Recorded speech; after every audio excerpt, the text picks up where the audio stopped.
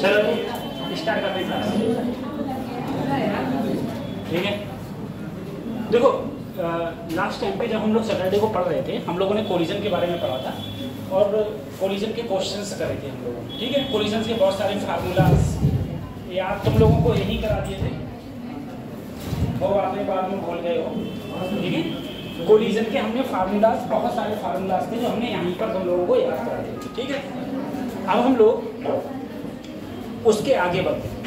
देखो मैंने एक बात तुम लोगों को बोली थी कि अगर ये मेरी फ्लोर है, इस फ्लोर से अगर मैं यहाँ पर किसी भी चीज को ड्रॉप करूंगा तो जाहिर सी बात है जाके जमीन पर टकराएगी, और जब वो जमीन पर टकराएगी, टकराने के बाद में कहाँ जाएगी? वापस।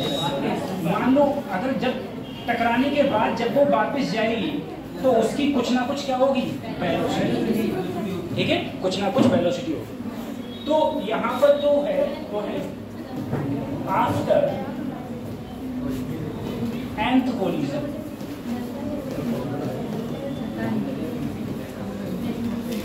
फ्रॉम द फ्लो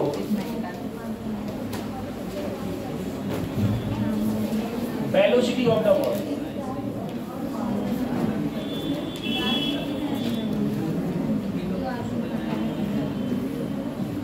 एक बात सोचो, अगर एक बार टकराएगी तो जाके ऊपर जाएगी, और ऊपर जाने के बाद में कुछ ना कुछ जब ऊपर टकरा के जब ऊपर जा रही होगी तो कुछ ना कुछ इसकी क्या होगी? वेलोसिटी। अगर मैं कहूँ यहाँ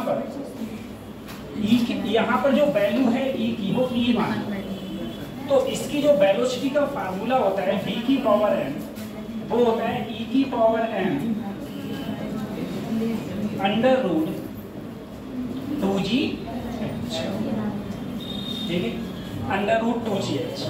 मान लो मैंने h हाइट से किसी बॉल को ड्रॉप किया, तो n कोलिजन के बाद, आफ्टर n कोलिजन, जो उसकी वेलोसिटी का फार्मूला होगा b की पावर n बराबर e की power n under root 2gh, ये फार्मूला होता है। ठीक है, अब इसी में कहा जाए after nth collision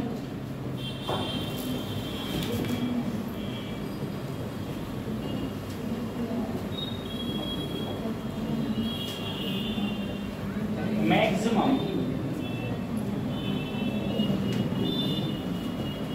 height of the ball, maximum कितनी हाइट ट्रेवल करेगी? तो वो होगी h डैश बराबर e की पावर 2n अपॉन इनिशियल हाइट क्या है इसकी? h। अगर इनिशियल हाइट h है तब तुम्हारा ये फार्मूला हो जाएगा e की पावर 2n इंटू h। ठीक है, अब देखो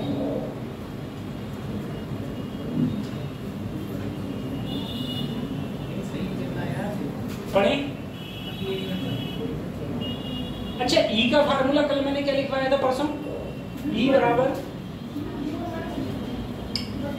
b2 minus b1 upon u1 minus u2।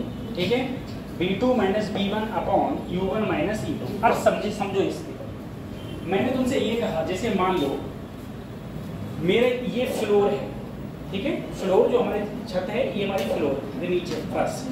मैंने यहाँ से एक बॉल को ड्रॉप किया, जब बॉल को ड्रॉप करूंगा तो जाहिर सी बात है बॉल इससे टकराएगी, और टकराने के बाद बॉल कहाँ जाएगी? वापस।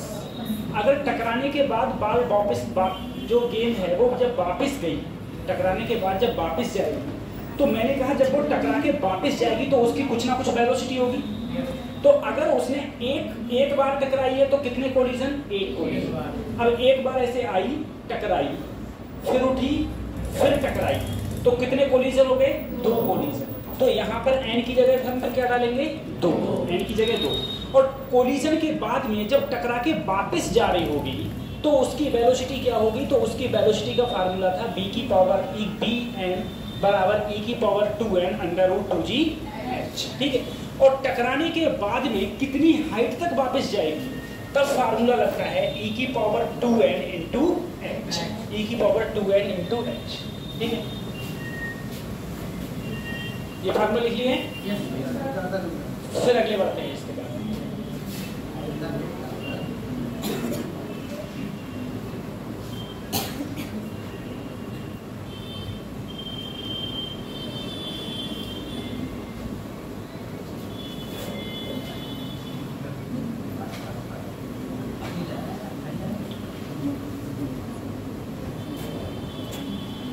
खत्म करें, है ना? अब देखो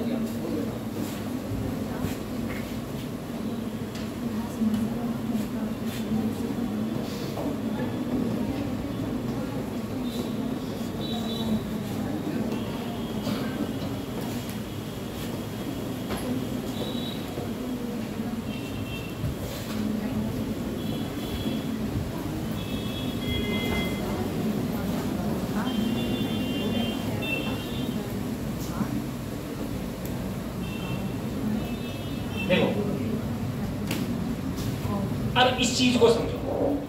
इसका मतलब ये हुआ कि जैसे ये मेरा फ्लोर है, यहां से मैंने गेंद को छोड़ा, तो देखो गेंद ने इतनी हाइट ट्रेवल करी, फिर गई, फिर ट्रेवल करी, फिर गई, तो ये जब तक रुक नहीं जाती, तुम किसी गेंद को ऐसे फेंक दो और ऊपर से जब तक ऐसे करके बाउंस होना रुक नहीं जाती, तब तक वो कितनी डिस्टेंस ट्रेवल करेगी, कितनी डिस्टेंस ट्रेवल करेगी, उसका फार्मूला होता है h बराबर h साथ में 1 प्लस ई स्क्वायर बटे 1 माइनस ई स्क्वायर, ठीक है? 1 प्लस ई स्क्वायर बटे 1 माइनस ई स्क्वायर, ठीक है?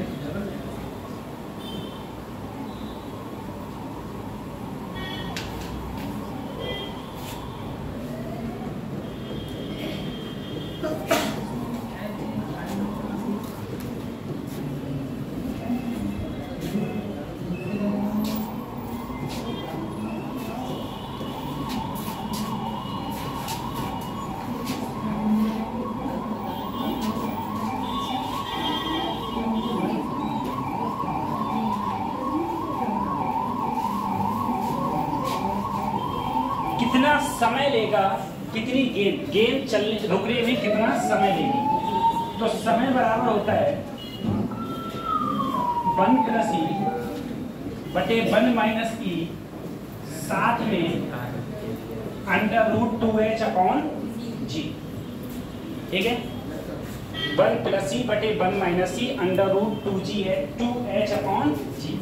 h क्या है? h वो हाइट है जहां से किसी बॉल को छोड़ा गया है, h वो हाइट है जहां से किसी बॉल को छोड़ा गया, ठीक है? तो 1 प्लस ई बटे 1 माइनस ई √2h अपॉन जी, ये फार्मूला।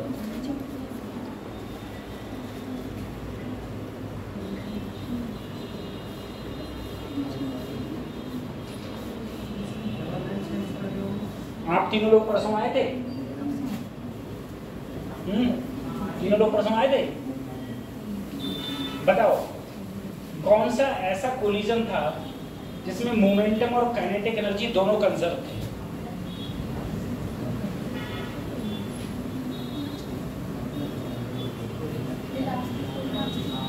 Elastic collision. कौन सा कोलिजन? इलास्टिक कोलिजन, ठीक है? जिसमें मोमेंटम भी कंजर्व था और आप अगले बताओ पांचों। Loss of kinetic energy in elastic collision, formula क्या था loss of kinetic energy?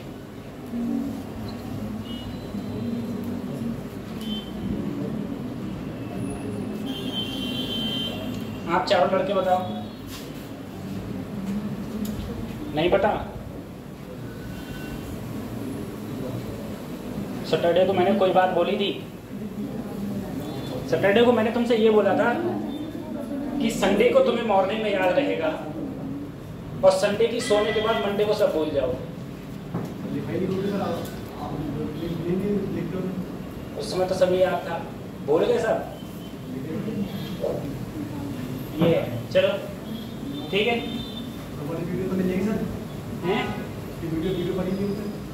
Video delete है ना अभी? वीडियो से एच 1 प्लस ई स्क्वायर बटे 1 माइनस ई स्क्वायर, ये हाइट, ये वो हाइट है जब तक ये रुक नहीं जाता, और वो ये टाइम है जब तक ये रुकेगा, उससे पहले जितना समय लगेगा उसको हम बोलेंगे t equal to 1 plus e बटे 1 minus e under root 2h upon g. ठीक है, हाँ नीचे माइनस होगा 1 माइनस, ठीक है, ऊपर प्लस है नीचे माइनस, इतना समय लगेगा रुकने में। ठीक, h क्या है, हाइट है जहां से ड्रॉप किया जा रहा है, h वो हाइट है जहां से ड्रॉप किया जा रहा है इसको। ठीक है, अब देखो एक बात सोचना, ऐसे ही मैंने तुमसे क्वेश्चन पूछा, मान लो कहते सिंपल ऐसे पूछ लो, यहाँ से मैंने 10 मीटर हाइट से किसी चीज को ड्रॉप किया, e की वैल्यू 0.8, e की वैल्यू 0.8, मैं कहूं आपसे वेलोसिटी ऑफ बॉल, देखना velocity of ball after 2 collision from the floor से 2 कोलिजन के बाद, वेलोसिटी, भाई जाहिर सी बात है, एक बार टकराई फिर ऊपर गई, फिर आई फिर टकराई, तो टकराने के बाद में जैसे ये ऊपर जा रही होगी उस समय वेलोसिटी क्या होगी। ठीक है, तो मैंने वेलोसिटी का फार्मूला क्या लिखवाया था, bn बराबर e की power n under root 2g। Sir e की वैल्यू 0.8, कितने कोलिजन है, तो n की वैल्यू अंडर रूट, g का मान 10 मान लो, h का मान 10। ठीक है, तो 8 64,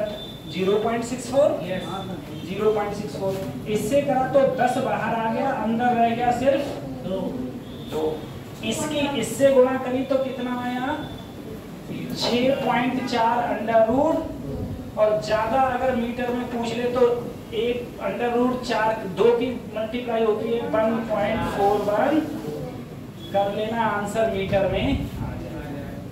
ठीक है, और तुमसे अगर इसी क्वेश्चन में पूछ लेता,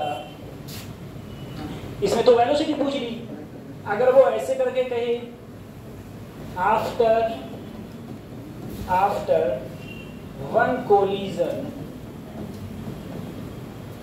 maximum height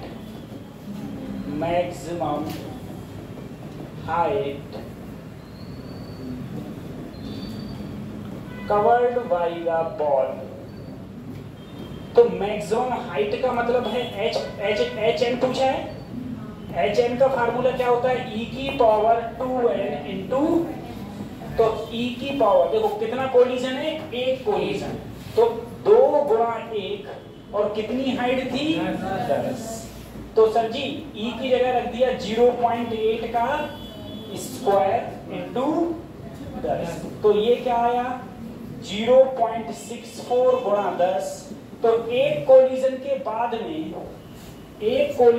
बाद में कितने ऊपर जाएगी, ये सिर्फ 6.4 मीटर तक ऊपर जाएगी, बस सिर्फ 6.4 मीटर तक ऊपर जाएगी। आफ्टर 1 कोलिजन कितने हाइट तक ऊपर जाएगी, सिर्फ 6. अब तुमसे कहता है इसी क्वेश्चन में distance covered by the ball before it stop bouncing. ठीक है, ये बाउंसिंग करना जब तक बंद ना कर दे तब तक इसने कितनी डिस्टेंस चली, जैसे मैंने यहां से किसी चीज को छोड़ा, टकराया, उतने ऊपर तो नहीं जाएगी जहां से छोड़ा था, तो देखो 1 height 2 height 3 height 4 height 5 height 6 7 8, तो जब तक बाउंसिंग नहीं कर देगी। ये टोटल हाइट के लिए फार्मूला मैंने अभी लिखवाया था, h बराबर 1 प्लस ई स्क्वायर बटे 1 minus e square into h. Time कितना लेगा, 1 प्लस ई बटे 1 minus e under root 2h upon g, under root 2h upon g. ठीक है, ये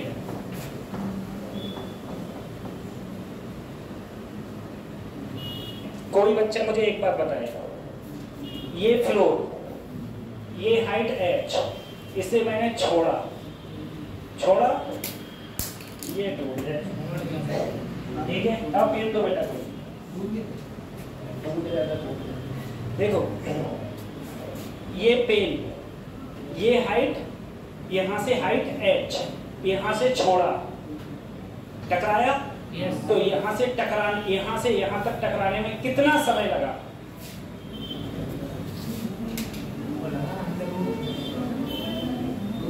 h हाइट से किसी चीज को छोड़ो तो जमीन से टकराने में कितना समय लगेगा? √2h अपॉन g, ठीक है, √2h अपॉन g। और जमीन से जस्ट पहले, टकराने से जस्ट पहले वेलोसिटी क्या होगी? √2gh। वेलोसिटी क्या होगी? √2gh, ठीक है। तो इस प्रकार का क्वेश्चन पूछा जा सकता है, क्योंकि इस प्रकार के क्वेश्चन मेंस ने पूछ लिए, ठीक है। अगर मेंस ने पूछ लिए हैं तो एनटीए भी पूछ सकता है। ये हो गया, खत्म करें इसको, उतार लिया होगा।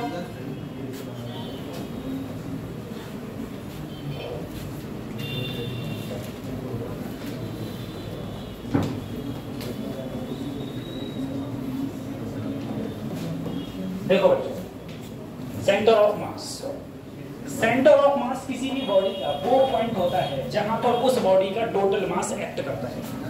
किसी भी बॉडी का टोटल मास जहां पर एक्ट करता है उस पॉइंट को हम लोग सेंटर ऑफ मास बोलते हैं। और मैंने कहा वेट mg, वेट क्या होता है?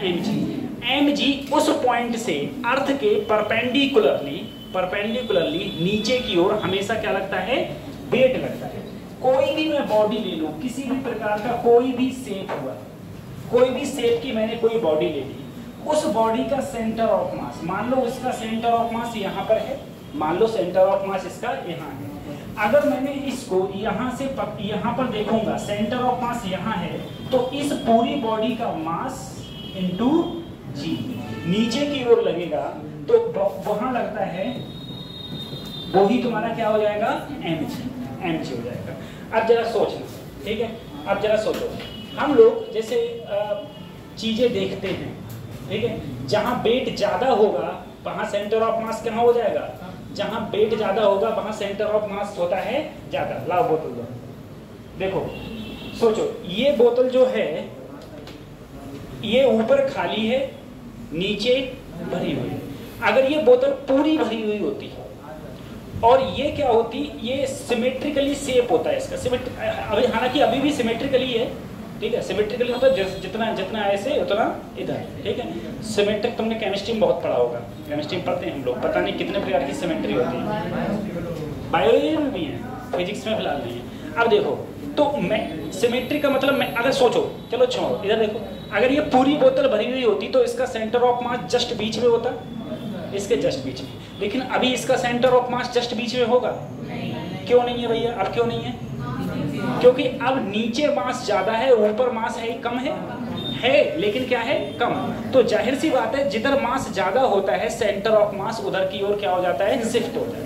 तो इसका सेंटर ऑफ मास जो बीच में था अब वो कहीं इधर शिफ्ट हो जाएगा, इसीलिए कुछ लोग ऐसे करके घुमा के ऐसे फेंकते हैं, ठीक है। अगर ये तुम इतनी भर देना, ठीक है, इतनी भर देना, ये इतनी भर देना और खड़ी करके दिखा देना, बोतल खड़ी नहीं होगी, जल्दी खड़ी हो सकती है लेकिन बहुत टाइम लगेगा।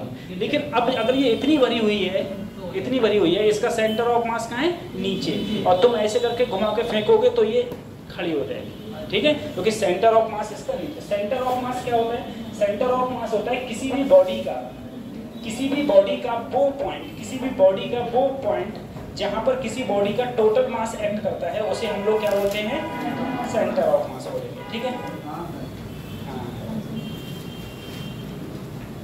उसे हम उस बॉडी का सेंटर ऑफ मास बोलते हैं।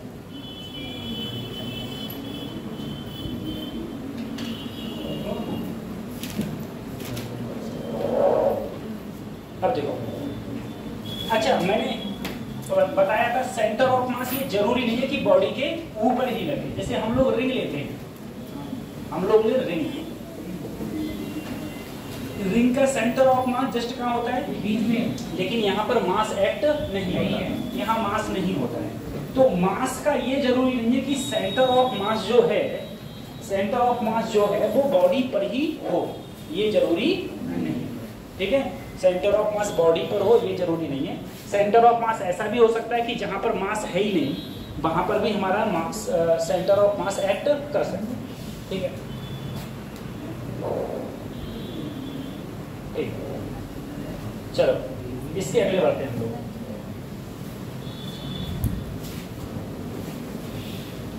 देखो अगर मैंने कोई दो पार्टिकल ले लिया,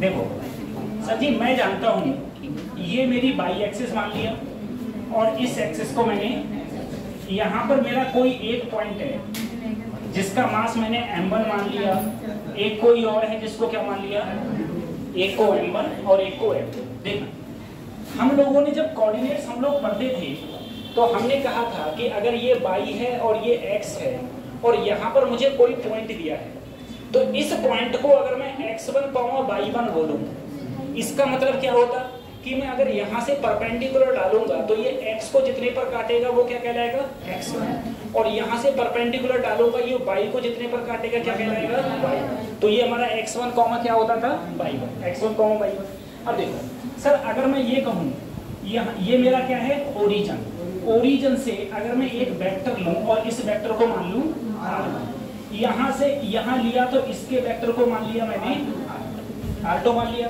अगर मैं इसके कोऑर्डिनेट्स को बोलूं, इसके कोऑर्डिनेट्स में बोल सकता हूं सर x1, y1, इसके कोऑर्डिनेट्स बोल सकता हूं x2, अब देखो हम लोग अगर इस वेक्टर को लिखें तो हम इस वेक्टर को ऐसे भी लिख सकते हैं r1 बराबर x1i प्लस y1j, r2 को हम लोग ऐसे भी लिख सकते हैं x2i प्लस y2j। इस प्रकार से हम लोग लिख सकते हैं। किन्हीं दो पॉइंट का, कोई मेरे पास सिर्फ दो पॉइंट है, उस दो पॉइंट का जो सेंटर ऑफ मास होगा वो उन दोनों पॉइंटों को मिलाने वाली जो लाइन होगी, इन दो पॉइंटों को जो मिलाने वाली लाइन होगी उस लाइन पर होगा, इन दो पॉइंटों को जो मिलाने वाली लाइन होगी उस लाइन पर ही किन्हीं दो मासेस का सेंटर ऑफ मास होगा। ध्यान रखना मैंने सिर्फ दो लिए, मैंने तीन नहीं बोले, मैंने क्या बोले, सिर्फ दो। कोई भी मेरे पास, जैसे मैंने m1 और m2 इन दोनों का सेंटर ऑफ मास देखा, इन दोनों का सेंटर ऑफ मास कहाँ होगा, तो इन दोनों का सेंटर ऑफ मास इन दोनों को जो मिलाने वाली लाइन है उसके बीच में कहीं ना कहीं होगा। जहां पर होगा मैंने ये जो है इस वेक्टर को मैंने मान लिया r वेक्टर, क्या मान लिया, ठीक है। अब r वेक्टर मान लिया और इसको अगर मैं कहूँ ये मेरा सेंटर ऑफ मास है तो इसे मैं लिख सकता हूँ x centre of mass y centre of mass, x centre of mass plus y centre of mass. अब देखा अगर हम लोग सेंटर ऑफ मास, जैसे ये हमारा r है, ये सेंटर ऑफ मास की तो वेक्टर है, तो हम लोग ऐसे भी लिख सकते हैं r सेंटर ऑफ मास बराबर मास क्या है m1, ये r1 प्लस m2 और वो क्या है r2 अपॉन m1 प्लस ये सेंटर ऑफ मास के लिए होगा, ठीक है। लेकिन अगर मैं x और y है, जैसे यहाँ पर xcm है, तो अगर मैं xcm लिखूंगा तो हम लिखेंगे m1 x1 plus m2 x2 upon m1 plus, ऐसे ही अगर मैं ycm लिखूंगा तो मैं लिखूंगा m1 y1 plus m2 y2 upon m1 plus. अगर यहाँ पर मैं x y z भी ले लेता, x y z, तो मैं अगर z सेंटर ऑफ मास लिखता तो मैं लिखता m1 z1 plus m2 z2 upon m1 plus m2, ठीक है। ये सेंटर ऑफ मास के लिए होता है अगर मेरे पास सिर्फ दो पार्टिकल हैं तब। अगर दो पार्टिकल से ज्यादा होंगे तब हम कैसे करेंगे, इतना उतारोगे और ये समझ में नहीं आया तो कोई दिक्कत मत लियो, ठीक है, खाली उतार।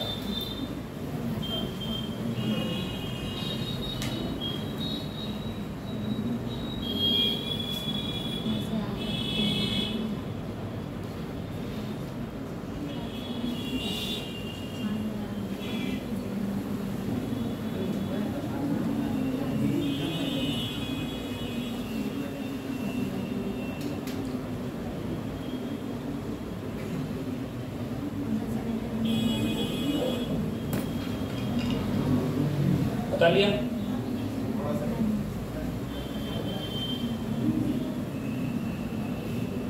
परसों टेस्ट होता है ना तुम्हारा केमिस्ट्री बायोलॉजी में फर्स्ट यूनिट हो गई थी तो सेकंड यूनिट है, सेकंड चैप्टर रह गया है। कौन सा रह गया है?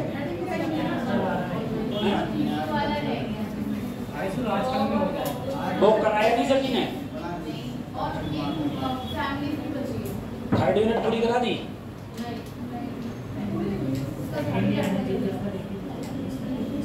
या तो थर्ड बोलो या सेकंड बोलो या फोर्थ बोलो, पूरी यूनिट बोलो, पूरी यूनिट मिलेगी आपको।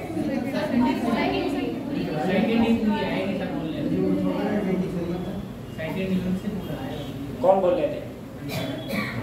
पेपर तो मैं बनाऊंगा। सेकंड लोगे थर्ड यूनिट लोगे? जल्दी बोलो। कुछ बच्चे थर्ड कह रहे हैं। चलो मेजॉरिटी सेकंड की आता है, सेकंड करेंगे, ठीक है, सही है। सेकंड यूनिट और फिजिक्स में न्यूटन्स लॉ ऑफ मोशन और टू डायमेंशन बोला था और न्यूटन्स लॉ ऑफ मोशन, ठीक है।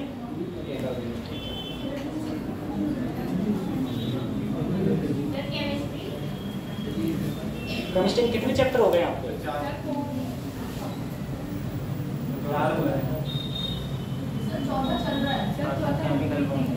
चौथा चैप्टर कौन सा है?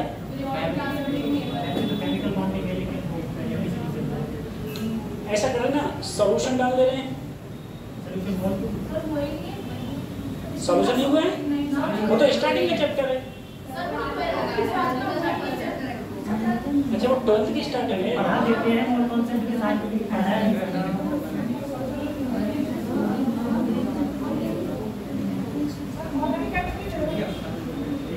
केमिस्ट्री मत पढ़ो, फिजिक्स में केमिस्ट्री देखना पड़ेगा कौन कौन चैप्टर होगा, कौन कौन से नहीं होगा। चलो ये हो गया, खत्म करें इसको। अगले मान लो किसी क्वेश्चन में देखो, मान, अच्छा ये तो मेरे दो पार्टिकल के हुआ है, ठीक है। अगर मैं तुमसे कहूं centre of mass for n particles,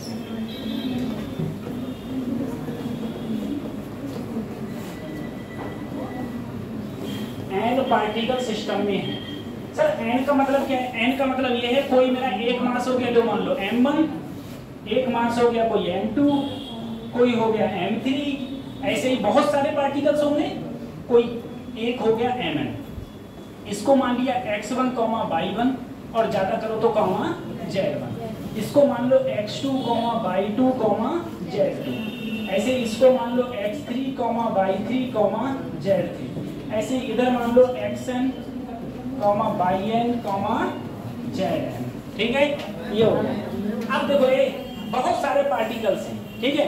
तो ऐसे n पार्टिकल्स हैं, 4 भी हो सकता है, 5 भी हो सकता है, 6 भी। अगर तुम इसका x सेंटर ऑफ मास निकालोगे बच्चों, x सेंटर ऑफ मास, तो m1 x1, m2 x2, m3 x3, ऐसे चलता रहेगा। mn अपॉन टोटल मास को जोड़ते चले जाओ, लास्ट में mn। इसी प्रकार से तुम y सेंटर ऑफ मास देखो, m1 y1, m2, ऐसे ही चलता रहेगा mn yn upon m1 plus m2 mn, ठीक है। इसी टाइप से तुम z सेंटर ऑफ मास देखो बच्चों, m1 z1, m2 z2, ऐसे ही mn अपॉन mn, ठीक है। अगर बहुत सारे नंबर ऑफ पार्टिकल्स हैं तो जो फार्मूला हो जाएगा वो इस प्रकार से हो जाता है, ठीक है। इस प्रकार से ये फार्मूला है। अब इसके 2-4 क्वेश्चन करते हैं, फिर हम लोग और आगे बढ़ेंगे।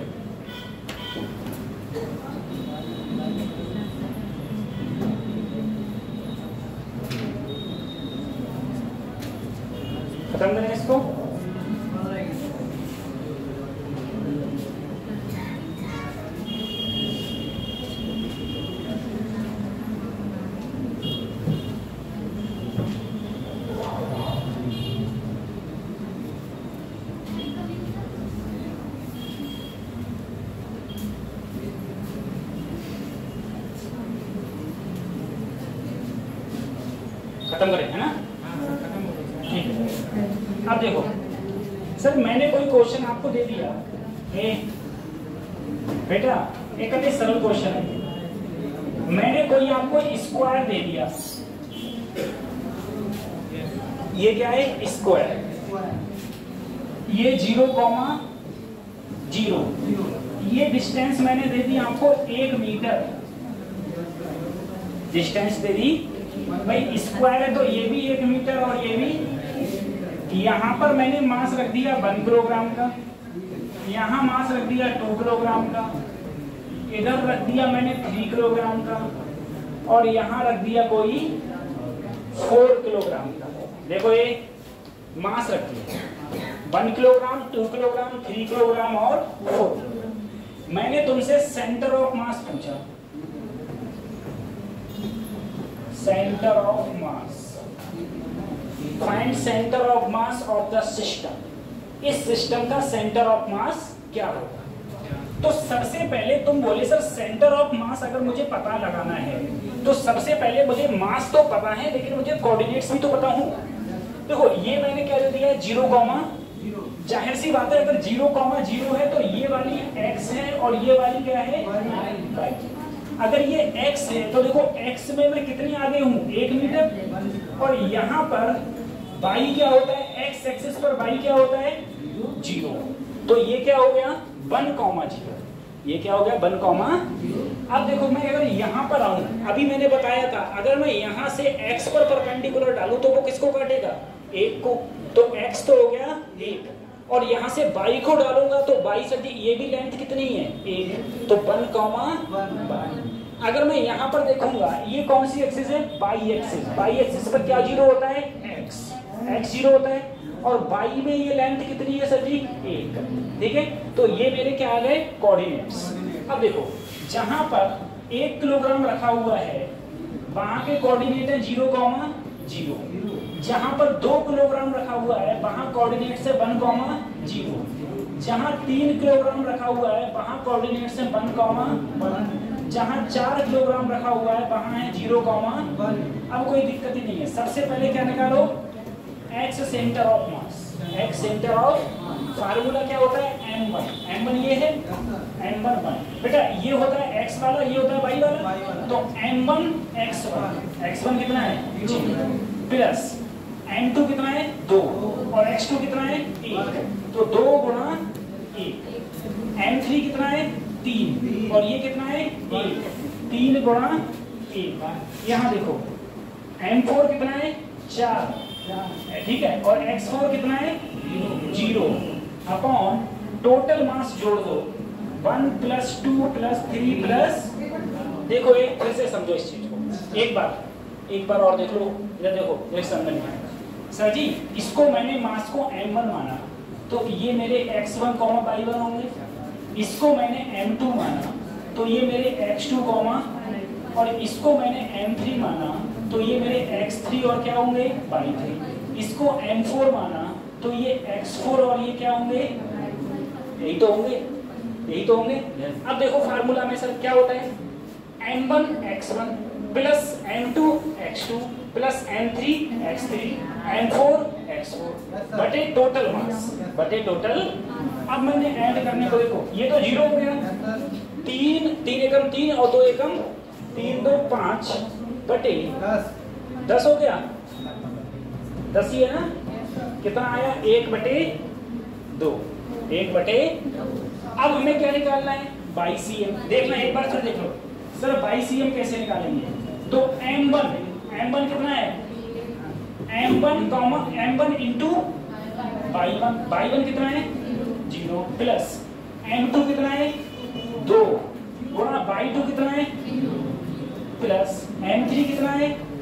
3, और y3 कितना है? यहाँ 1 प्लस m4 कितना है?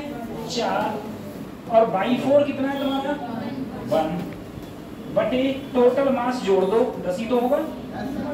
ये भी 0, ये भी 0। 3 एकम 3 और 4 एकम 4, 4 3 7 बटे 10। तो मेरे जो इसमें कोऑर्डिनेट्स आए वो तुम्हारे क्या आए? वो तुम्हारे आए 1/2 कॉमा 7 बटे ये सेंटर ऑफ मास हो, सेंटर ऑफ मास, ठीक है, ये सेंटर ऑफ मास है।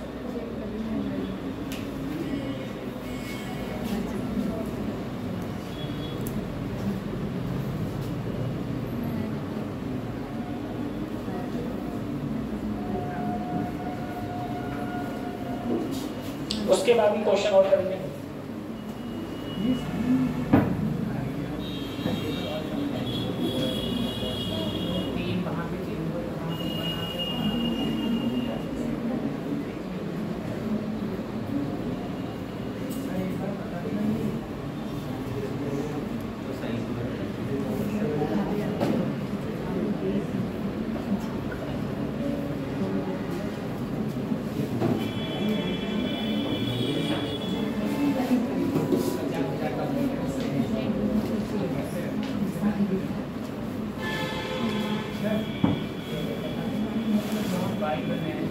कौन सा वाला? ये देख, फार्मूला होता है एक्स सेंटर ऑफ मास का m1 x1 m2 x2 m3 x3 m4, यहाँ पर 4 ही पार्टिकल तो थे, तो बटे m1 plus m2 plus m3 plus, ठीक है। अब देख मास कितना है, m1 1, x1 कितना है 0, तो 1 कॉमा, इसका मास 2 कॉमा 1, ठीक है। यहाँ देख 3 कॉमा 1, यहाँ देख 4 और ये क्या है 0, तो 4 कॉमा और नीचे टोटल मास को ऐड कर दिया।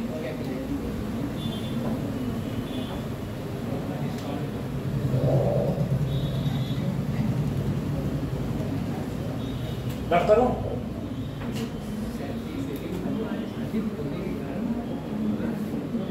रफ कर दूं? अगला question,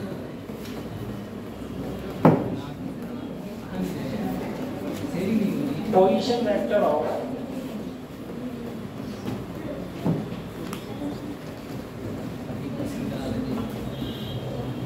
three particle of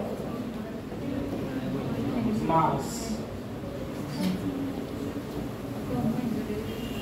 1 kilogram, 2 kilogram and 3 kilogram are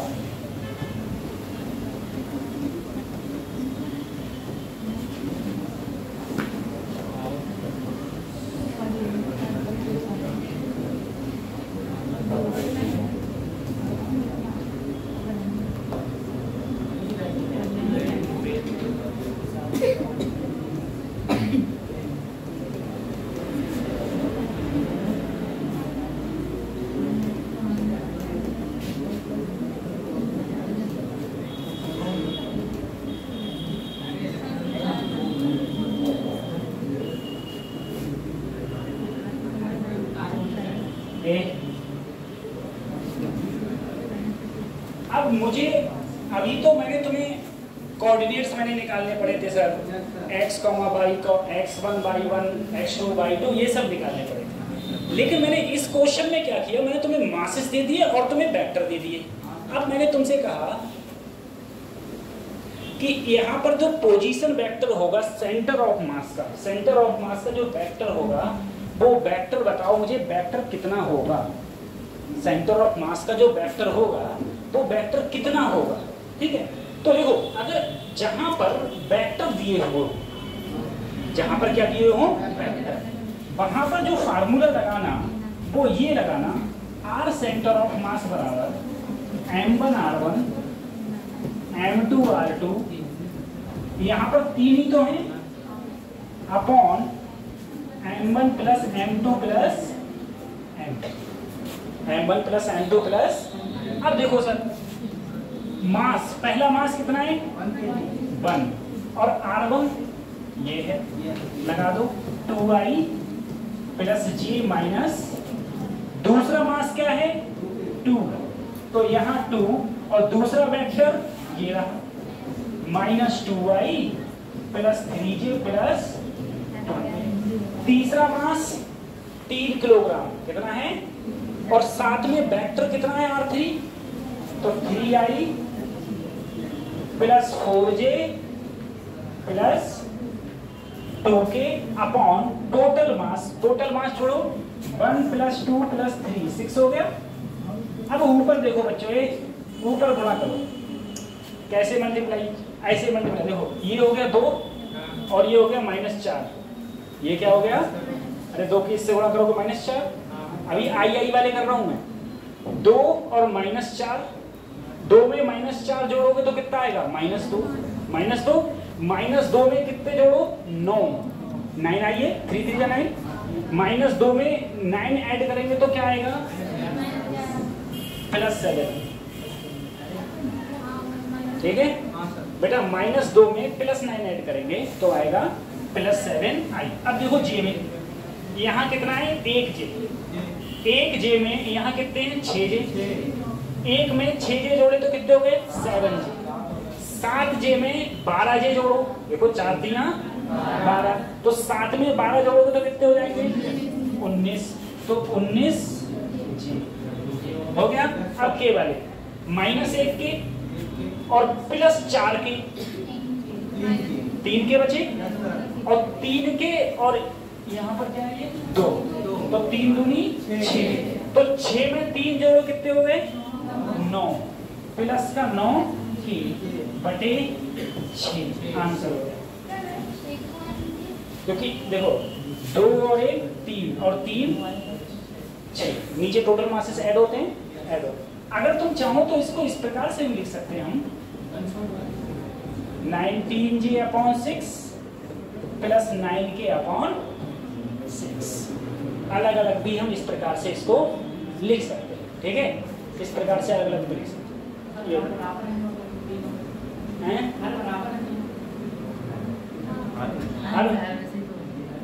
हर हाँ ठीक है, हर बराबर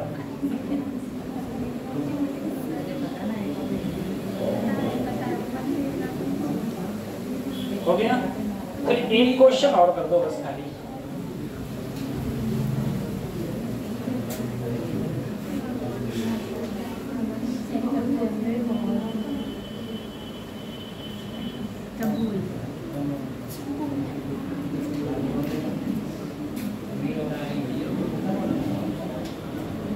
खत्म करो इसको।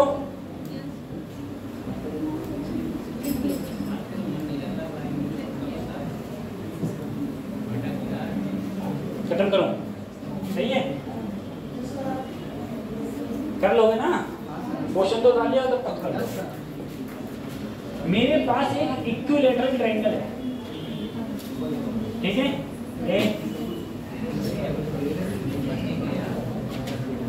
इधर देखो बच्चों, ये लेंथ 1 मीटर और ये ओरिजिन है 0, यहाँ मास रखा है मान लो 1 किलोग्राम, यहाँ मास रखा है 2 किलोग्राम और यहाँ मास रखा है 3 ग्राम। तुम्हें सेंटर ऑफ मास बताना है इसका। अब बताओ सेंटर ऑफ मास क्या होगा। तो जाहिर सी बात है सर, अगर ये ओरिजिन है तो ये x होगा और ये लाइन y, तो x कोऑर्डिनेट पे यहाँ पर y क्या होता है 0 और x क्या है 1। तो मुझे इसके कोऑर्डिनेट्स तो पता है 0, 0, इसके कोऑर्डिनेट्स पता है 1, 0, लेकिन इसके कोऑर्डिनेट्स क्या होंगे।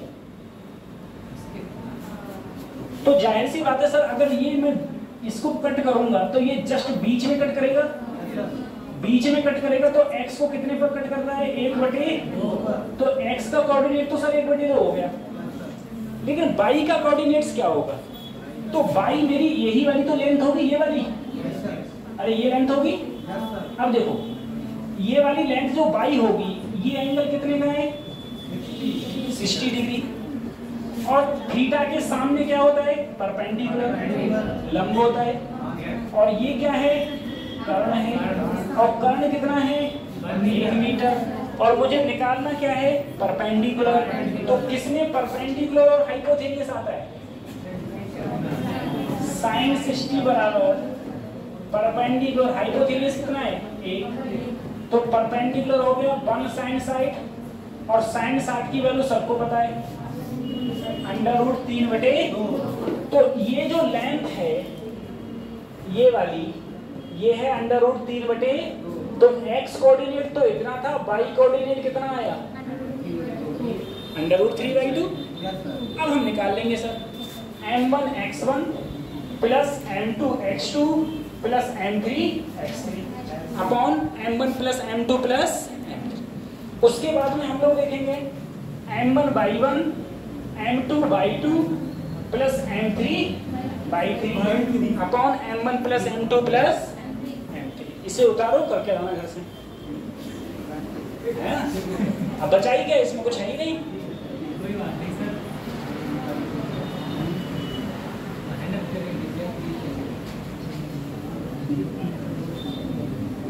सॉरी यार नहीं जानते हैं क्या।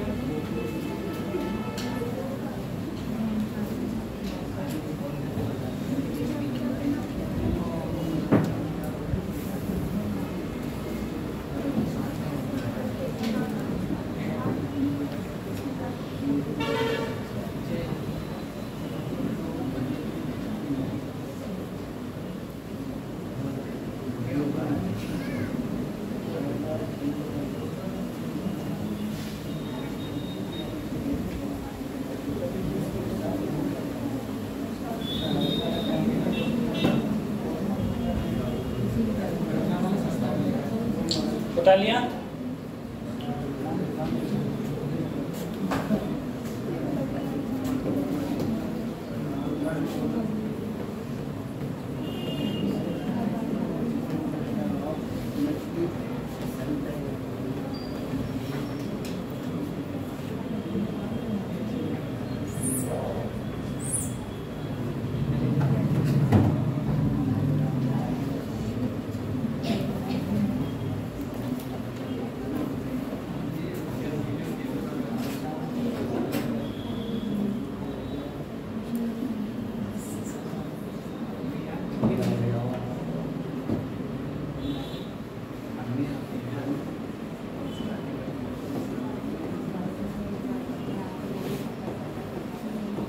देखो अभी मैं जितनी भी बात कर रहा था सब में मैं ये कह रहा था कि मान लो मेरे पास में एक मास ये है, एक मास ये है, ऐसे मास मैंने दो बोल दिए।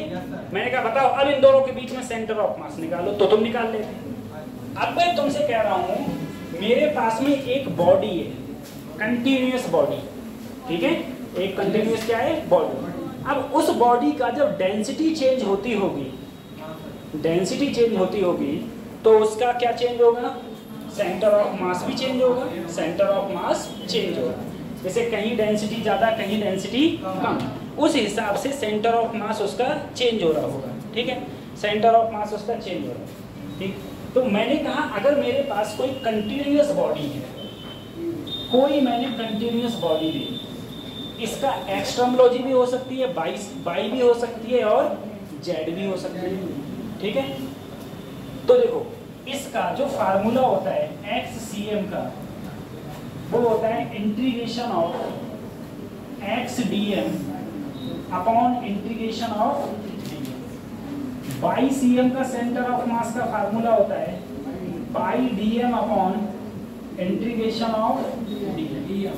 ऐसे ही ZCM का होता है ZDM upon integration of DM, ठीक है। बस खाली इतना होता हो, मैं तुमको एक क्वेश्चन कराऊंगा तब तुम्हारा ये समझ में आ जाएगा।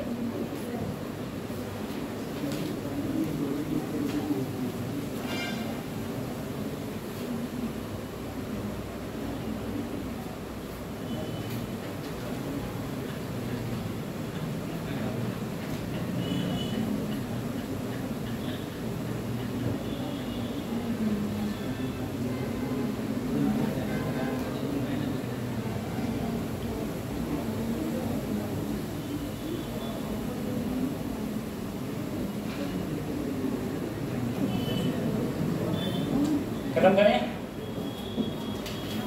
नहीं सर,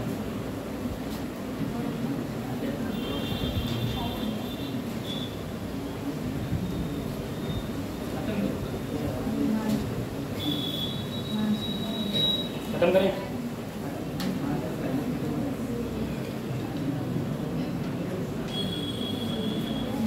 कितनी को बताएं?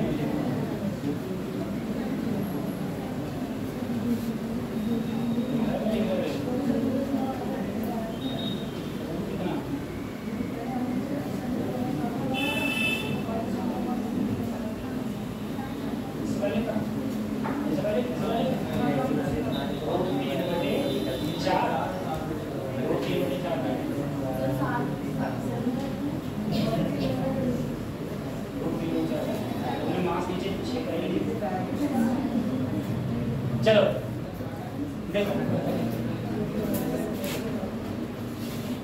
बच्चों, देखो क्वेश्चन है the linear density, the linear density of the body is lambda is equal to 1 plus 2x and length of the body is 1 meter. Find their center of mass of the body from 1 end. ठीक है, ये question है, ये continuous body का question है। मेरे पास में एक बॉडी है जो कंटिन्यूअस है, ठीक है। अब तुम देखना, देखो बच्चों, मेरे पास एक रॉड मान लो, तो ये सिर्फ एक्स में है। लैम्डा क्या होता है? Linear density. सिग्मा क्या होता है? Areal density. और रो वॉल्यूम डेंसिटी। डेंसिटी 3 प्रकार की। अब यहाँ पर लैम्डा, लैम्डा इक्वल टू क्या होगा बेटा? मास पर यूनिट लेंथ। मास पर यूनिट, अरे लैम्डा क्या होगा? मास पर यूनिट लेंथ। और सिग्मा क्या होता है? Mass per unit area. Rho equal to क्या हो जाएगा? मास पर यूनिट, ठीक है। ये अब जरा सोचो, सबसे पहले इसने कहा मेरे पास में एक बॉडी है जिसकी लेंथ 1 मीटर है। 1 मीटर है, तो अगर मैं इसको 0 मानूंगा तो यहाँ पर 1 मीटर आ जाएगा। देखो 0 मानूंगा अगर, तो यहाँ पर क्या आ जाएगा? 1 मीटर। अब उसने कहा लैम्डा तुमको दे रखा है। सर मैं सीधा फार्मूला जानता हूँ, एक्स सी एम का फार्मूला होता है X D M upon integration of D M. मैं ये फार्मूला जानता हूँ, ठीक है। अभी मैंने लिखवाया था कंटिन्यूअस बॉडी के लिए जो फार्मूला आता है वो कुछ तुम्हारा इस प्रकार से आता है, ठीक है। क्या हो जाएगा? अब तुम देखो इसमें कैसे करेंगे ये क्वेश्चन।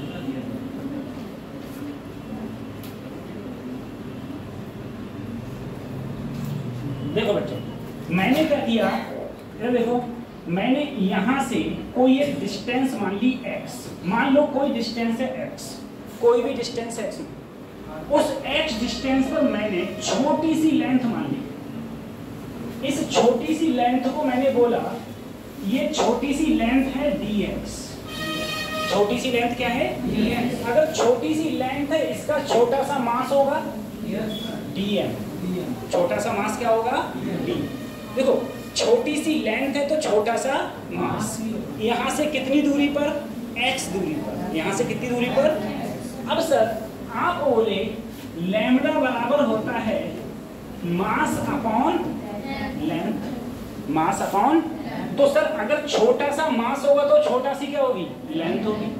छोटी सी मास, तो मैं अगर यहाँ से dm निकालूं तो dm बराबर क्या आ गया? Lambda into dx। Lambda into dx। बस खेला हो गया। देखो इसमें सर, अच्छा ये x मेरा, ये क्या है मेरा? x, ठीक है। तो मैंने देखो x तो ऐसे ही रहने दिया, dm की जगह क्या डाला?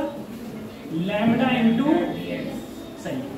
सर इस dm की जगह डाला लैम्डा इंटू, अब देखो बेटा जो लेंथ है वो कहाँ से जा रही है, 0 से, और कहाँ तक जा रही है, 1 मीटर तक, 1 मीटर तक जा रही है। अब यहाँ देखो ये जा रही थी 0 से 1 मीटर तक, 0 से 1 मीटर, 1 मीटर तक यहीं तो जा रही है। अब मैं इसको अगर देखूं, इसको जरा देखें हम लोग, लैम्डा ऐसे ही, लैम्डा बाहर, लैम्डा कौन, लैम्डा, अच्छा सॉरी, लैम्डा की वैल्यू रखनी पड़ेगी सर। एक्स ऐसे ही, लैम्डा की वैल्यू क्या रखी, 1 plus 2x into dx, dx, limit 0 से नीचे देखो 1 plus 2x into dx, limit 0 से 1, ठीक है। इतना उतारना, पर मैं इसका इंटीग्रेशन करा दूंगा, इतना उतारो फिर इंटीग्रेशन करा रहा हूँ।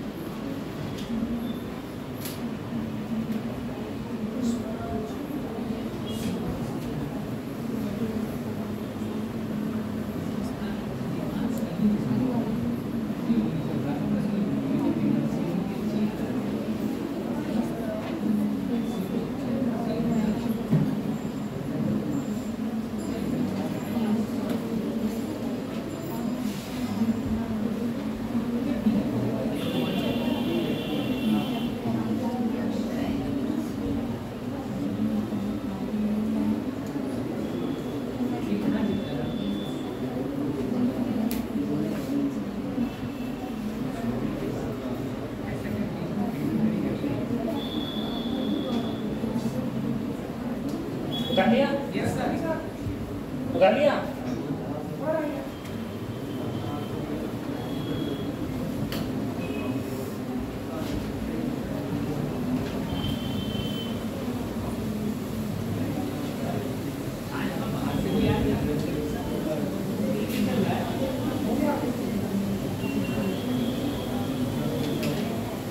हो गया। अब देखो बच्चों, एक बार इधर देखो सर, इंटीग्रेशन कैसे होता है, मल्टीप्लाई कर दो सर, x की 1 से मल्टीप्लाई करी, x plus 2x square into, नीचे तो ऐसे ही है 1 प्लस 2x इंटू इंटीग्रेशन भाई 0 से 1, 0 से। अब देखो बच्चों, इंटीग्रेशन में क्या होता है, मैंने तुमसे कहा था, मान लो d है ही नहीं, d नहीं है, x की x से करोगे तो x जितना ऊपर उतना यहाँ पर करो, x की पावर 3, जितना ऊपर उतना 0 से लेके 1 कर दिया। अब नीचे बेटा 1 की x से करो तो x पावर 1 है तो नीचे भी 2 की इससे करोगे, जितना ऊपर उतना 0 से। अब देखो बच्चों सर, x की जगह एक बार 1 रखो तो क्या आएगा, 1/2, और यहाँ रखोगे तो क्या आएगा, 2/3, ठीक है। फिर क्या रखते हैं हम लोग, 0, 0 रखोगे तो ये भी 0 और ये भी 0। अब यहाँ देखो, x की जगह 1 रखो तो 1 प्लस 2 से 2, यहाँ भी 1 रखोगे तो क्या होगा, और जब 0 रखेंगे तो ऊपर अगर हम लोग देखें, ऊपर क्या आ जाएगा, एलसीएम 6 और 3 प्लस 4 और नीचे 2, 4 और 3 6 दूनी 12, ये आंसर है, ठीक है। जो ऐसे मेरा सेंटर, ऐसे थी रॉड, यहाँ से कितनी दूरी पर सेंटर ऑफ मास मिलेगा, 7/12।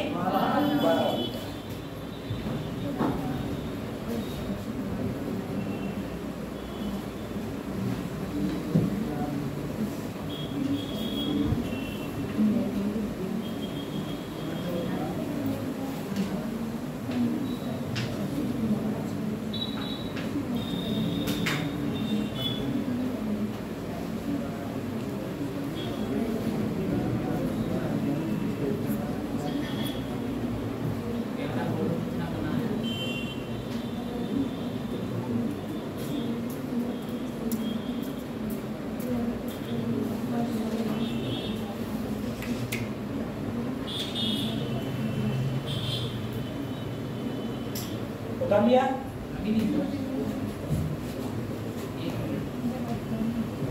अब देखो मैं तुमसे बोला था बेटा इंटीग्रेशन, देखो इंटीग्रेशन तुम एक भी चैप्टर बता दो पूरी फिजिक्स में जहाँ तुम्हारा पीछा छोड़ जाए, ठीक है? इंटीग्रेशन डिफरेंशिएशन पीछा छोड़ ही नहीं सकता, तो जब तक करोगे नहीं, क्योंकि हम लोगों को 9th 10th में पढ़ाया नहीं गया है, बायोलॉजी के स्टूडेंट है अपन लोग, ठीक है? तो बायोलॉजी में पढ़ता ही नहीं, हम लोग पढ़ते नहीं, जब पढ़ते नहीं है और यहाँ पर जाके इंटीग्रेशन आ जाता है, ठीक? तो इंटीग्रेशन तो हमको पढ़ना ही पढ़ना पड़ेगा, चाहे कुछ हो। खत्म करें इसको, खत्म करें। अब देखो एक बात सोचो तुम इसमें, कुछ क्वेश्चंस और देखो बच्चों। क्वेश्चन ये है,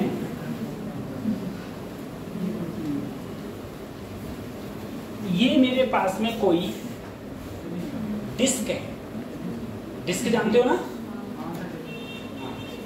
डिस्क है, डिस्क जैसे सीडी होती है तुम्हारी, वो बीच में खाली होती है, लेकिन बीच में खाली नहीं है, ठीक?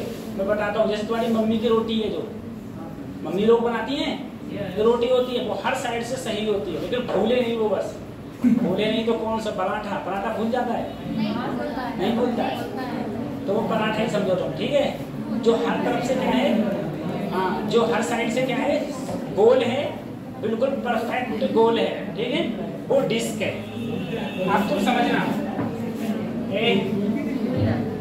इस डिस्क का ये क्या है, एक डिस्क का है सेंटर, और सेंटर मान लिया 0,0 और इसकी रेडियस मान ली मैंने r, ठीक? देखो अब ये पराठा दिया मम्मी ने तुमको खाने के लिए, आलू नहीं, आलू बीच में भरा हुआ होता है, वो डिस्क नहीं कहलाएगी, ठीक है? अब क्या हुआ, तुम्हारी हो गई लड़ाई, और तुम्हारा छोटा भाई इतना खा गया,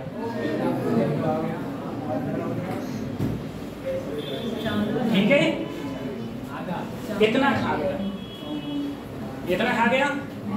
अब देखो जो रिमेनिंग पार्ट है बच्चों, जब तुम्हारे छोटे भाई ने खाया बिल्कुल नहीं था, खाया तो सेंटर ऑफ मास 0,0 था, बीच में था, लेकिन अगर वो इतना खा गया तो सेंटर ऑफ मास ज्यादा, जाहिर सी बात है ज्यादा की ओर शिफ्ट होगा, क्या इधर शिफ्ट होगा? क्यों? इधर तो कम हो गया, ये तो एम्प्टी हो गया, तो बचा हुआ कितना? अरे यही तो हिस्सा बचा हुआ है बच्चों, तो सेंटर ऑफ मास इधर से इधर शिफ्ट हो जाएगा।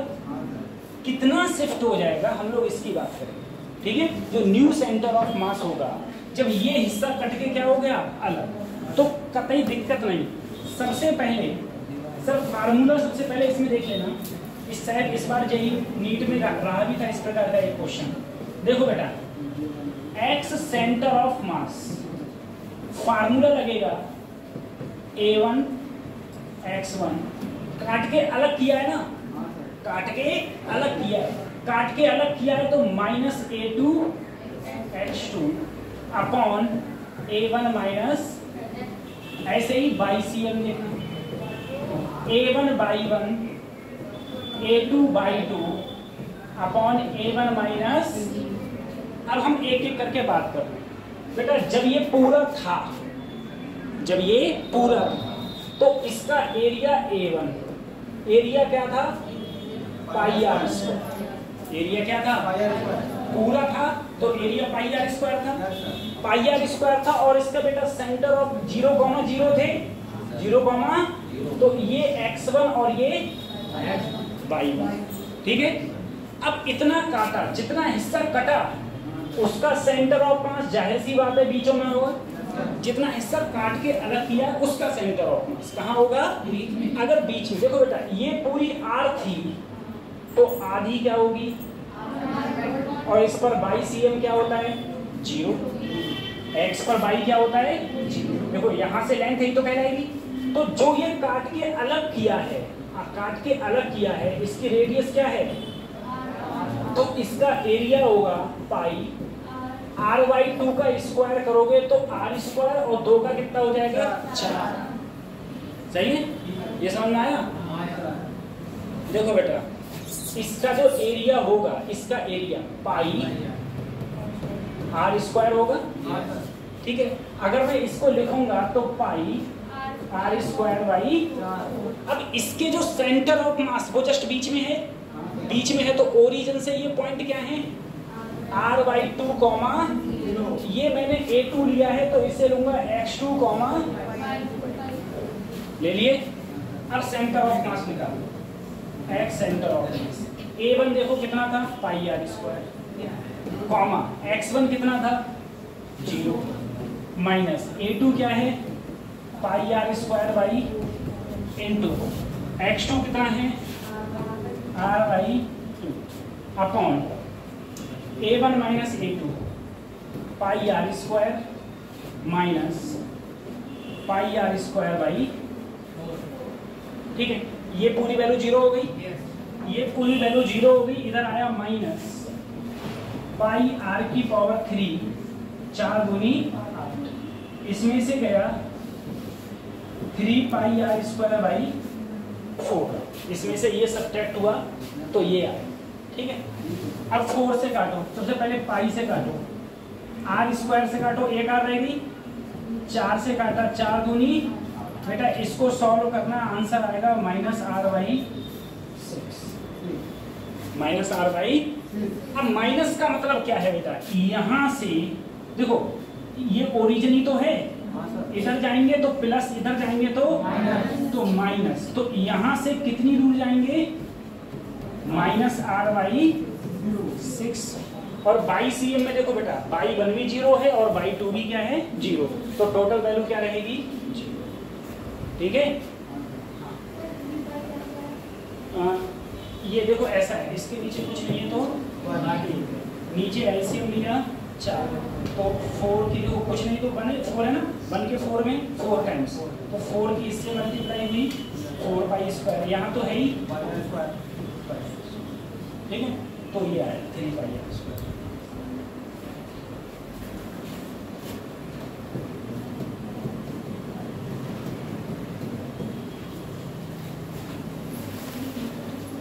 ठीक है, इसका ये ऐसे हो जाएगा।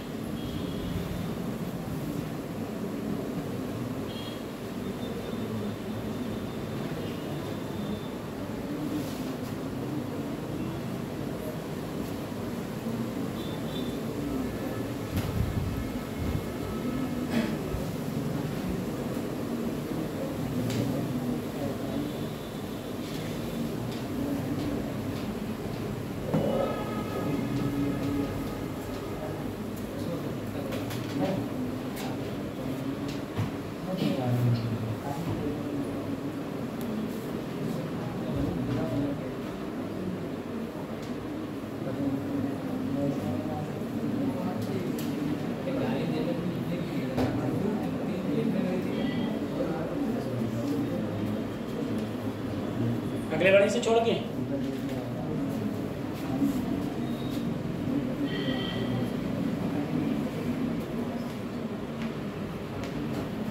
अगले बने यस,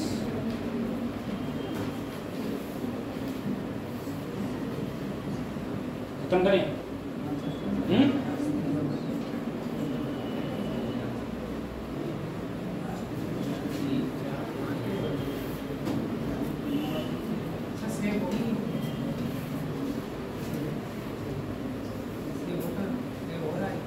क्या हो रहा है, क्यों आ लेते हैं। अब जरा एक बात सोचना, कहाँ है यार कि सर बच्चों देखो मेरे पास ये स्पेयर है, इसकी रेडियस कितनी है r, ठीक है, अगर इसकी रेडियस r है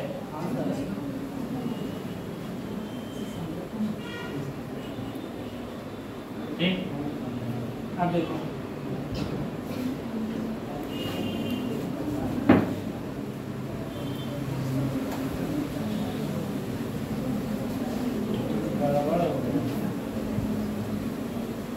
देखो छोड़ो सर, इसमें से मान लो मैंने इतना हिस्सा तुम्हारे एक भाई ने खा लिया, तो दूसरा क्या कम था, उसने ये वाला खा लिया।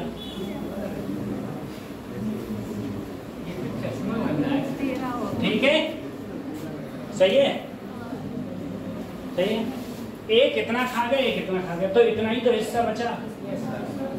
अब मैं कहूँ बताओ सेंटर ऑफ मास क्या होगा, तो तुम खुद सोचो। ठीक है, वैसे सॉल्व चाहो तो सॉल्व कर लो, खुद सोचो कि सर जितना इधर कटा उतना इधर कटा, तो सेंटर ऑफ मास पहले जो बीच में था अब भी तो यही रहेगा 0, ठीक है।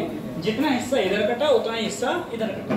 अगर सॉल्व करना चाहो तो कैसे करोगे, पहले बेटा a1 मानोगे, a1 क्या होगा, और 0, x1,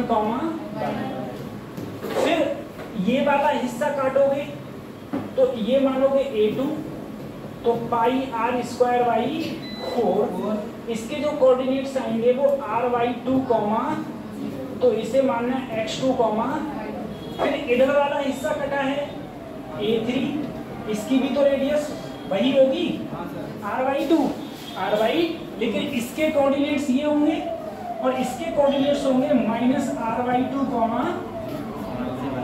0। अरे इधर वाले प्लस थे तो इधर वाले क्या होंगे, माइनस, और इसे मानना x3, y3। अब फार्मूला लगेगा, तो देखो xcm, सर a1 x1 में से कट के अलग हुए, तो a2 x2 अलग हुआ है और a3 x3 upon a1 minus a2 minus a3, ठीक है। बाई cm वही sir a1/1, a2/2, a3/3, a1 minus a2 minus, ये सब कट के अलग है, ठीक है। तो ये तो हाँ सॉल्व करोगे तो इसका वही आएगा 0, 0, ठीक है। उसके बाद में देखो, ठीक है, ये सेम है, बता रहा हूँ क्या इसको,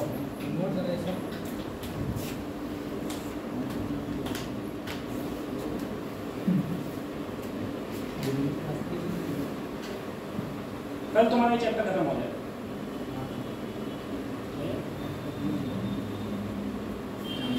अगले बढ़े,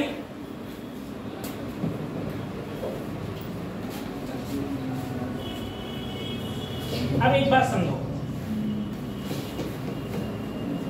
मुझे बताओ बच्चों, मेरे पास ये रॉड है, कोई यूनिफॉर्मली रॉड है जिसकी लेंथ है और मास है m, मास है। मैंने कहा अगर ये पॉइंट ओरिजिन है तो इसका सेंटर ऑफ मास कहाँ होगा, बोलो। ओरिजिन है, सेंटर ऑफ मास जस्ट बीच में होता है, जस्ट कहाँ होता है। अगर ये ओरिजिन है तो ये टर्मिनल सर x होगी और ये वाला क्या होगा, y। अब इसके जस्ट बीच में यहाँ होगा, y अक्ष पर x क्या होता है 0 और y क्या हो जाएगा, तो इसका ओरिजिन क्या आया 0, l/2, सही है भाई। सेंटर ऑफ मास जो होता है किसी भी यूनिफॉर्म बॉडी के, वो सेंटर ऑफ मास जस्ट कहाँ होगा, बीच में, जस्ट बीच में सेंटर ऑफ मास होगा, ठीक है। कोई तुम डंडा ले लो, कोई भी रॉड्स ले लो, और वो रॉड कहीं मोटी, ऐसा नहीं है कहीं मोटी है कहीं पतली है, इकसार हो, तो उसका सेंटर ऑफ मास जस्ट कहाँ होता है, बीच में होता है। सेंटर ऑफ मास जस्ट बीच में होता है, ठीक है। अब जैसे ये पेन है, तुम कहोगे सर इधर तो पतला है इधर ये मोटा है, ठीक है। अगर मैं यहाँ से काट दूँ, ठीक है, तो जो बचेगा उसका सेंटर ऑफ मास जस्ट कहाँ होगा, बीच में। अब देखो, चलो सर जी सही है। अब मैंने क्या किया, इसके अंदर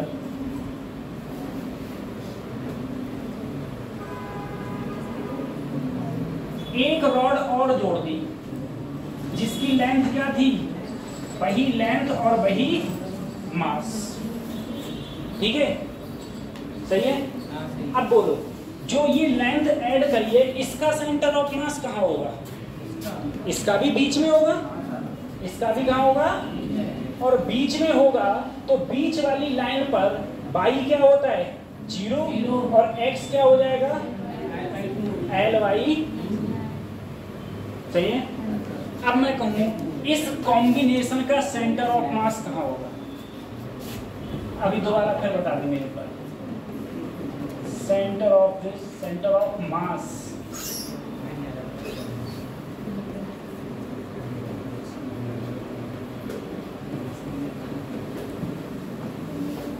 ऑफ दिस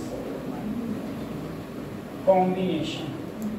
अब देखो बेटा, सेंटर ऑफ मास का जो फार्मूला था, तुम बोले m1 x1 m2 x2 m1 plus, sir इसका मास m था, इसको मान लिया m1, इसका मास m था, अगर इसे m1 माना है तो ये x1/1, इसे m2 माना है तो ये x2। फटाफट रखो सर, m1 की जगह m, x1 की जगह प्लस m2 की जगह m, x2 की जगह अपॉन दोनों को जोड़ दो m प्लस, तो ये आंसर आएगा Ly4। ठीक है, ये 0 हो गया, ये क्या बचा ml/2 और यहाँ बचा 2ml, तो 2 दूनी 4, m से m कट गया Ly4। ऐसे ही बाई CM निकाल लो,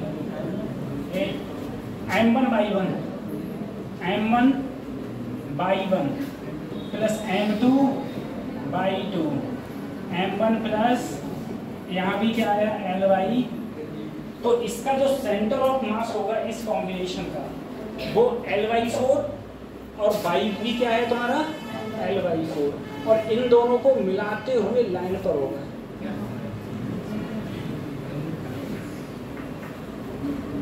इन दोनों को मिलाते हुए लाइन पर होगा Ly। सही है, इन दोनों को मिलाते हुए लाइन पर होगा।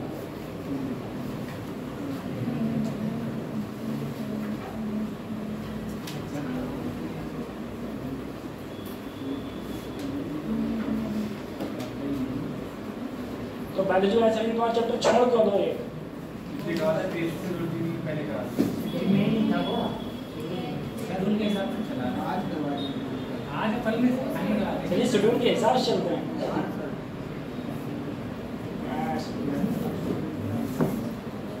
हो गया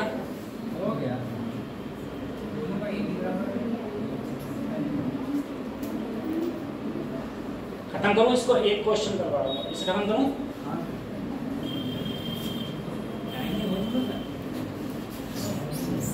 अभी टाइम हो गया, टाइम भी बहुत चल रहा है। बच्चों देखो, नहीं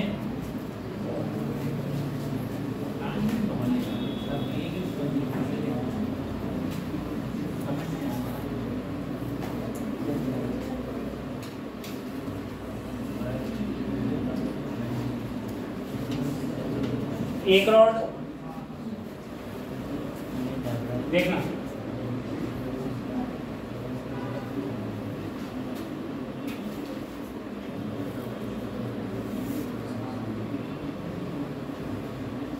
दो रॉड, ठीक, और जोड़ दो,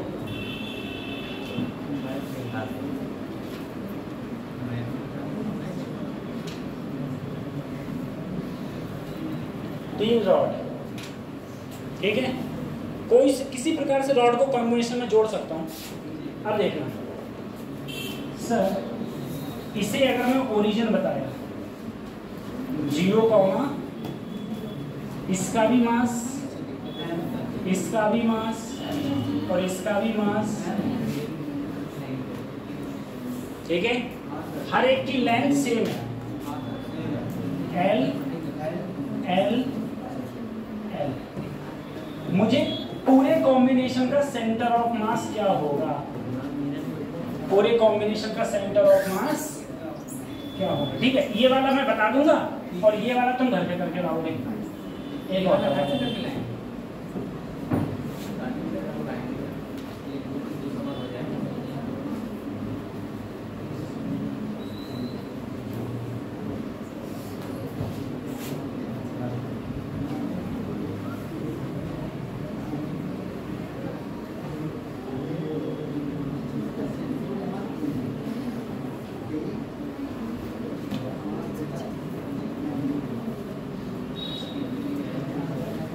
ये वाला घर से करके लेंगे, ठीक है।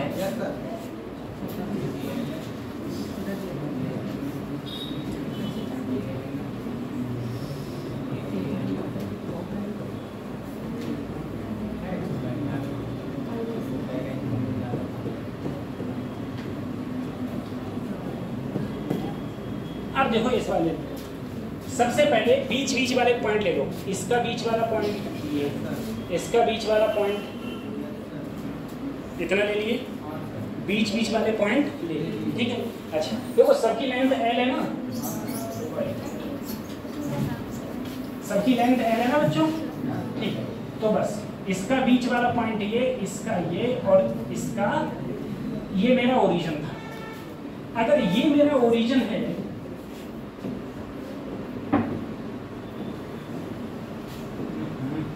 अगर ये मेरा ओरिजिन है सर, ये लाइन x और ये लाइन y, ये ओरिजिन है तो ये लाइन x और ये लाइन y। अब तुम देखो अगर ये x और ये y है, अब तुम समझना सबसे पहले ये वाला पॉइंट देखो, ये पूरी L है तो ये आधी क्या होगी L/2। ये लाइन कौन सी है y पर x क्या होता है 0 और यहाँ से यहाँ तक L/। अगर इसका मास m था और तुमने उसे m1 माना तो इसे x1, खत्म। सर इसका तो यही सेंटर ऑफ मास होगा और ये क्या है 0, 0 और इसके मास को अगर तुमने m2 माना तो इसे x2, सही है। अब देखो इस पॉइंट, इसके मास को अगर तुमने m3 माना तो सबसे पहले देखो मुझे कुछ नहीं करना, देखो सबसे पहले मैं इससे परपेंडिकुलर डालूं x पर, डाल दिया x पर परपेंडिकुलर। ये x को बेटा देखो जितनी लेंथ ये है उतनी लेंथ ही तो है ये यही तो काट रहा है, ये यहाँ काट रहा है। yes.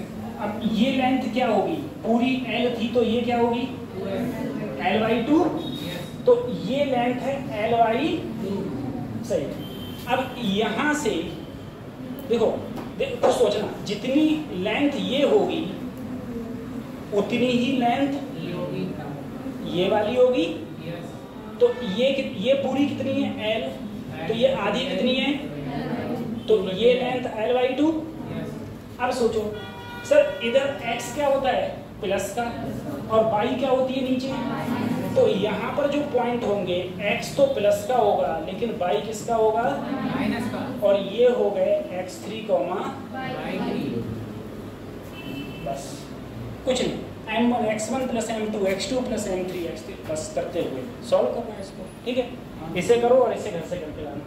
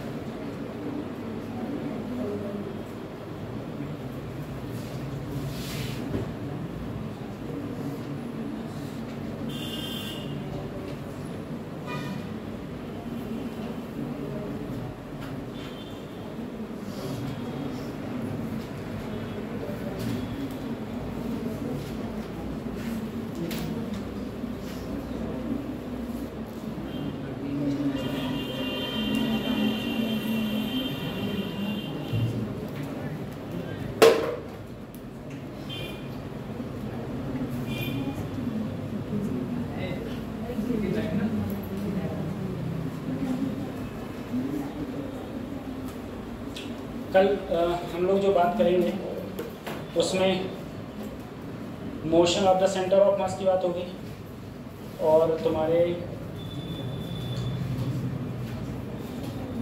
कंजर्वेशन ऑफ मोमेंटम, ठीक है। रिवर वो आदमी एक स्लाइडर होता है ना, एक जगह से दूसरी जगह जाता है तो वो कितना डिस्प्लेसमेंट होगा, या नाव पे आदमी एक जगह से दूसरी जगह जाता है तो कितना डिस्प्लेसमेंट होगा, इन सब की बात होगी। साथ में acceleration of the centre of mass की बात होगी। और कुछ बचा है? बस इतना ही बचा है इसमें तो। उसके बाद रोटेशन स्टार्ट होगा तुम लोगों का चैप्टर।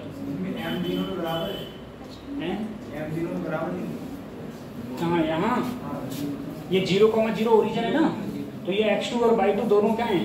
0, ठीक है। m2 मैंने m मान लिया, ठीक है, इसे m मान लिया।